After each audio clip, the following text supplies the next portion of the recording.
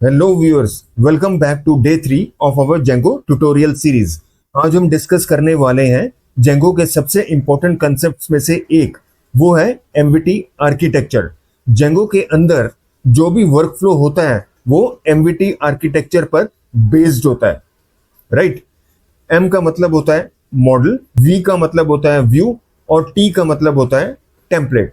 एमवीटी architecture समझने के बाद आप लोगों को ये बिल्कुल क्लियर हो जाएगा कि जेंगो रिक्वेस्ट को इंटरनली कैसे प्रोसेस करता है और ब्राउजर तक रिस्पॉन्स कैसे पहुंचता है।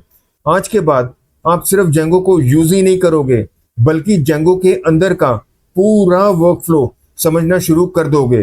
एंड बिलीव मी, अगर एमवीटी आर्किटेक्चर क्लियर हो गया तो जेंगो को यूज करना मानो आपके बाएं हाथ का खेल है। As simple as that. So without further adieu let's start with the session. जैसे कि हमने डिस्कस किया था कि जेंगो का जो वर्क फ्लो आर्किटेक्चर है वो एमवीटी पैटर्न बेस्ड है।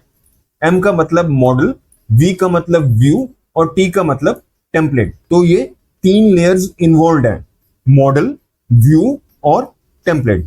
अब ये तीनों लेयर्स को वन बाय वन समझने की कोशिश करते हैं। स्टार्ट करते हैं मॉडल लेयर से। मॉडल लेयर बेसिकली रिस्पॉन्सिबल होता है for managing the data and for interacting with the database. तो सिंपल टर्म्स में मॉडल एक डेटा मैनेजर है जो क्या डिफाइन करता है, what kind of data will be stored.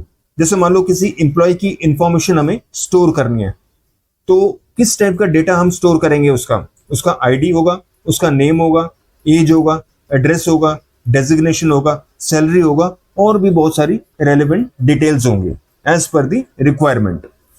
और क्या डिफाइन करेगा? How the data will be stored in the database, right. और तीसरा उसका क्या पर्पस है?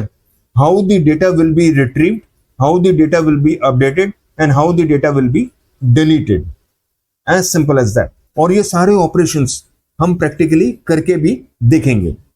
तो मॉडल लेयर की वन लाइन डेफिनेशन क्या हुई? It defines the structure of the data and handles all the database operations like storing of the data, retrieving of the data, updating the data and deleting the data. I hope this is clear. अब आते हैं view layer पे। इस layer का क्या purpose है? It handles the business logic and the request processing. So that means it's a decision maker और it's a coordinator. As simple as that. तो इसकी जॉब रिस्पॉन्सिबिलिटीज क्या है? It receives the user request. ये कैसे मिलती है?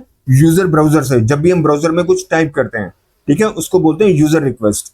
यूजर रिक्वेस्ट मिलते ही it decides what action has to be taken. तो जो बिजनेस लॉजिक है, जो भी प्रोसेसिंग है, वो डेटा पे होगी। और अगर कुछ डेटा आपको डेटाबेस से चाहिए तो it gets the data from the model, ठीक है। डेटाबेस से डायरेक्टली इंटरेक्ट नहीं कर सकता, मॉडल लेयर से इंटरेक्ट करेगा to get data from the database, okay. और प्रोसेसिंग के बाद जो प्रोसेस डेटा है, it will send that data to the template for display purposes. तो इसकी वन लाइन डेफिनेशन क्या हुई? It handles the user request, interacts with the model layer if data is needed and sends the processed data to the template layer for display purposes। और ये display कहाँ होता है? User के browser पे। Process data होता है वो HTML में प्लेस होता है और वो जो HTML पेज है वो यूजर को भेज दी जाती है उसके ब्राउजर पे। As simple as that. अब जो टेम्पलेट लेयर होती है, it is basically a presentation layer.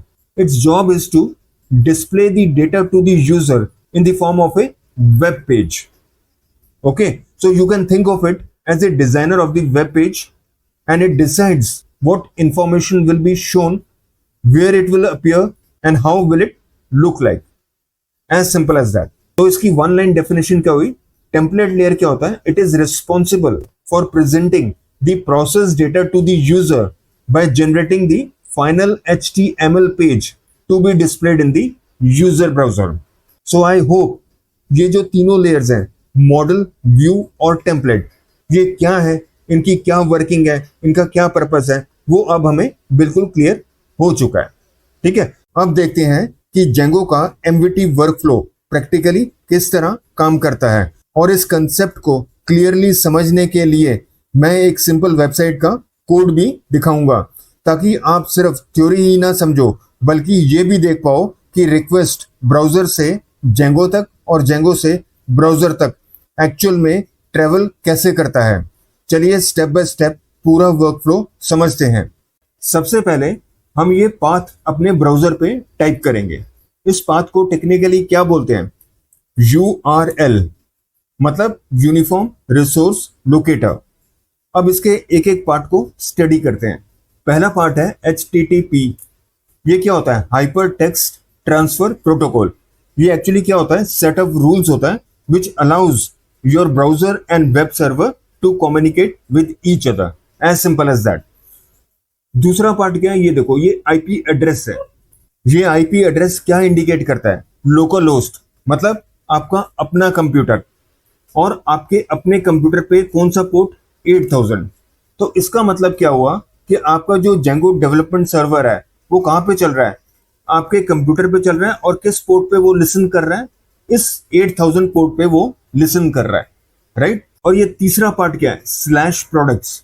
ये एक पाथ है जो आइडेंटिफाई करता है एक रिसोर्स या page that the client wants from the Django development server.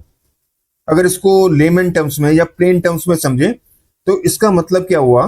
Give me what ever resource is available at this path slash products. I hope this is clear. तो step 1 में हमने क्या किया? User has send this request, this URL which goes to the local Django development server running on port 8000 of localhost, means your own computer, as simple as that. Step 2 में Django क्या करेगा? जो उसको request मिली थी, जो URL path उसको मिला था स्टेप 1 से, उसको वो चेक करेगा इस URL डिस्पैचर फाइल में, urls.py। ये आप उसको बनाओगे, ठीक है। तो वो जो पाथ था, कंपोनेंट पाथ था प्रोडक्ट्स वाला, स्लैश प्रोडक्ट स्लैश, इसको चेक करेगा इस फाइल में डिफाइंड है कि नहीं है। अगर तो डिफाइंड नहीं है तो वो वेब एरर आपको आ जाएगी 404। लेकिन अगर इफ फाउंड, तो जेंगो क्या करेगा? ये देखो, इस तरह डिफाइंड होती है, ठीक है। तो ये पाथ ये मिल गया, उसमें मिल गया। इफ फाउंड तो क्या होगा? कोरस्पॉन्डिंग जो व्यू फंक्शन है जिसका नाम है प्रोडक्ट्स अंडरस्कोर लिस्ट, ये इन्वोक होगा, ये एग्जीक्यूट होगा। क्लियर? तो क्या हुआ? जो रिक्वेस्ट आई स्टेप 1 से, जेंगो उसको चेक करेगा इस फाइल में है कि नहीं है। अब देखो इस तरह होगा, काफी सारे पाथ्स डिफाइन हो गए, this is one such path. तो प्रोडक्ट्स अब हिट हो गया, तो उससे क्या होगा? ये कॉरस्पॉन्डिंग जो व्यू फंक्शन है, ठीक है, प्रोडक्ट्स अंडरस्कोर लिस्ट, ये चलना शुरू हो जाएगा, एज सिंपल एज दैट। चलो प्रैक्टिकली करके भी देखते हैं इसको, फिर आगे बढ़ेंगे। ठीक है, ये ब्राउजर है, वो मैं रिक्वेस्ट टाइप कर रहा हूं HTTP। देखो ऑलरेडी आ गया, ठीक है। टाइप था ना, क्या था? प्रोडक्ट्स था ना। लेकिन मैंने अपने प्रोग्राम में प्रोडक्ट डिफाइन किया हुआ, प्रोडक्ट्स नहीं किया। अगर मैं प्रोडक्ट्स करूंगा, प्रोडक्ट्स इसको नहीं मिलेगा। आगे ना एरर 404, पेज नॉट फाउंड 404, ये एरर आ गया, ठीक है। तो इसको अब करेक्ट करो। मेरे URL फाइल में प्रोडक्ट से डिफाइंड है, प्रोडक्ट्स के नाम से नहीं है। देखो आ गया, ये देखो, ये सारी आपका प्रोडक्ट पेज आपका आ गया, ये रिसोर्स आपको मिल गया, राइट।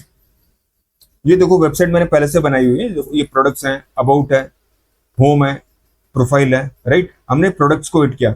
अब जैसे अबाउट को एड करना है तो इसको क्या करोगे? सिंपली अबाउट करना है आपको, तो आपको अबाउट पेज मिल जाएगा, मिल गया।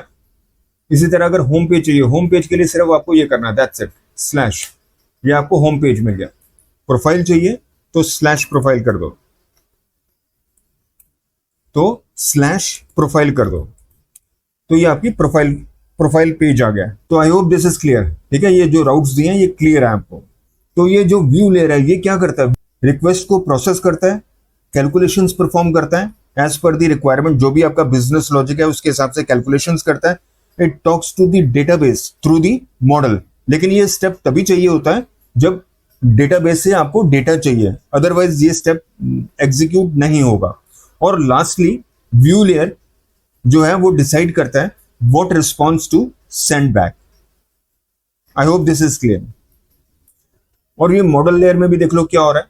ये फाइल आपको बनानी पड़ेगी। models.py कैसे बनाएंगे, ये जब हम डेटाबेस में आएंगे तो ये सीखेंगे कैसे बनती है, ठीक है। लेकिन मॉडल लेयर हम देख चुके हैं क्या करता है, डेटा स्ट्रक्चर को स्टोर करता है, डेटा को स्टोर करता है, डेटा को रिट्रीव करता है, डेटा को एडिट करता है, डेटा को डिलीट करता है, ठीक है। ये सारे डेटाबेस ऑपरेशंस हैं आपके। डेटाबेसेस कौन से यूज कर सकते हो आप, SQLite यूज कर सकते हो, MySQL यूज कर सकते हो, PostgreSQL यूज कर सकते हो, MongoDB कर सकते हो, और एक है VS कोड में SQLite है, वो भी आप यूज कर सकते हो, ठीक है।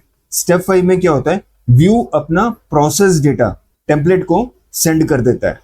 अब देखो यहाँ पे रेंडर हो रहा है, देखो ये HTML फाइल रेंडर हो रही है यूजिंग दिस डेटा, ठीक है। तो ये देखो products.html, this is the template, और ये जो प्रोडक्ट्स हैं this is the data send to the template, ठीक है। तो ये टेम्पलेट रेंडर होगा using this data send by view, okay. Step 6 में क्या होता है, टेम्पलेट क्या करेगा, it will create the final HTML page to be shown to the user. अब होता क्या है, अभी तक टेम्पलेट को व्यू से प्रोसेस डेटा मिल गया और उसको पता है ये HTML फाइल है जो उसको रेंडर करनी है ब्राउजर को, ठीक है। लेकिन होता क्या है, इस HTML फाइल में कुछ जेंगो एलिमेंट्स होते हैं जिनको बोलते हैं जेंगो टेम्पलेट्स, ठीक है। ये आपका ब्राउजर इनको प्रोसेस नहीं कर सकता, ये सिर्फ टेम्पलेट इंजन इसको प्रोसेस करेगा to create the final HTML page which the browser will render, ठीक है। वो कौन कौन से होते हैं वो नोट कर लो, टेम्पलेट वेरिएबल्स इस तरह होते हैं, ठीक है। ये टेम्पलेट वेरिएबल्स हो गए, टेम्पलेट टैग्स होते हैं,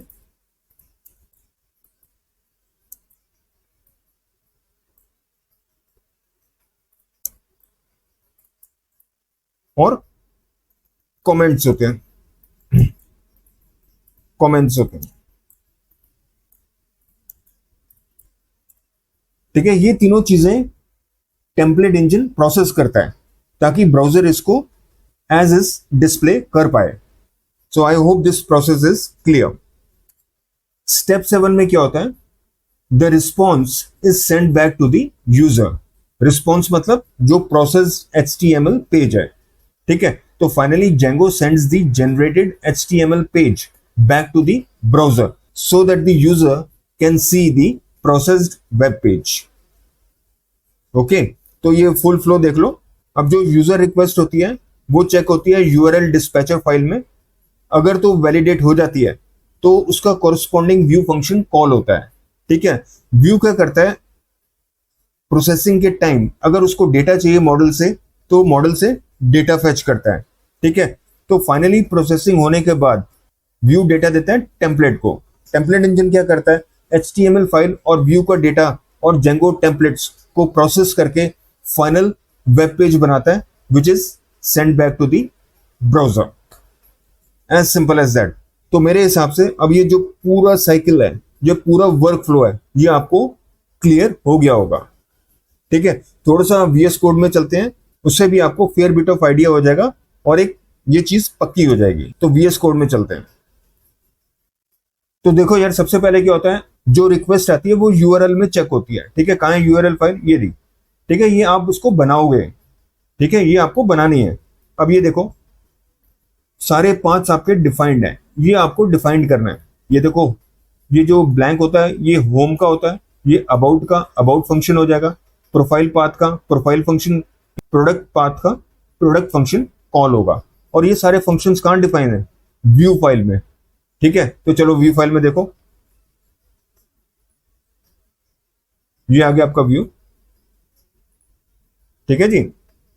ये देखो ये आपका होम फंक्शन आ गया जो home.html रेंडर करेगा, ये आपका अबाउट आ गया जो रेंडर करेगा about.html, और ये आपका प्रोडक्ट आ गया जो रेंडर करेगा product.html। और इसमें आप डेटा भी पास कर सकते हैं जिसको बोलते हैं कॉन्टेक्स्ट डिक्शनरी। ये है कॉन्टेक्स्ट डिक्शनरी।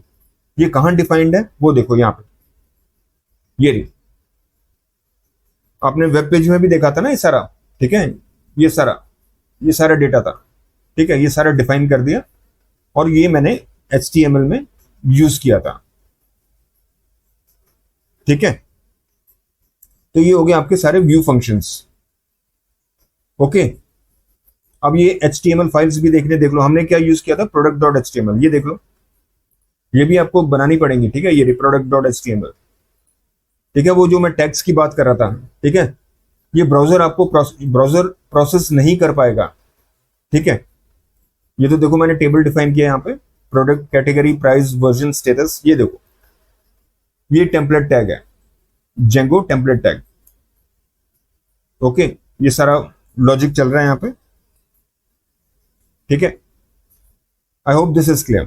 मेरे हिसाब से अब सारा जो वर्क फ्लो है, रिक्वेस्ट जेंगो को कैसे मिलती है, जेंगो उसको कैसे प्रोसेस करता है और कैसे उसको वापस ब्राउजर पे भेजता है, तो ये सारी जो प्रोसेसिंग है, ये सारा जो वर्क फ्लो है, ये पूरी साइकिल है, ये अब हमें बिल्कुल क्लियर हो गई है। तो ये टॉपिक हमने डिटेल में कवर कर लिया और ये बहुत इंपॉर्टेंट भी था।